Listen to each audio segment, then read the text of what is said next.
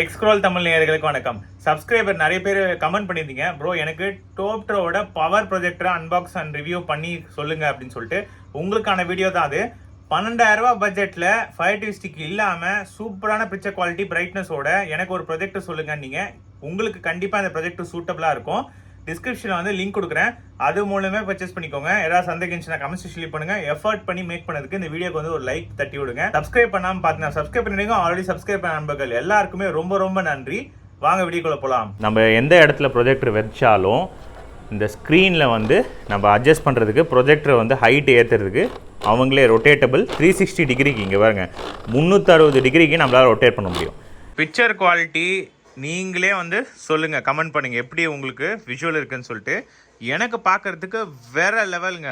அதில் கொடுத்துருக்க இந்த கான்ட்ராஸ்ட் ரேஷியோவும் இந்த பிக்சர் குவாலிட்டியும் 12,000 ரூபாய் பட்ஜெட்டில் தி பெஸ்ட்டு ப்ரொஜெக்டர் இப்போதைக்கு நான் வந்து டோப்ட்ரோ பவர் தான் வந்து சொல்லுவேன். அந்த அளவுக்கு ரிஃபைன்டான ஒரு வீடியோ. அங்கே பாருங்கள், பிளாக் லெவலாக இருக்கட்டும், அந்த விவிட்னஸாக இருக்கட்டும், கலர்ஸோட பர்ஃபார்மன்ஸ் பாருங்கள்.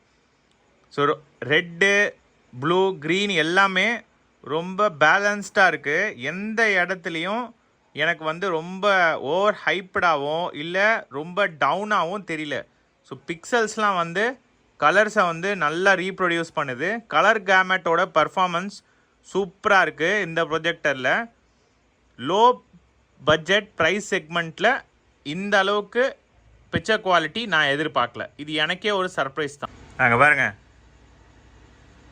Deeper block level with higher contrast ratio.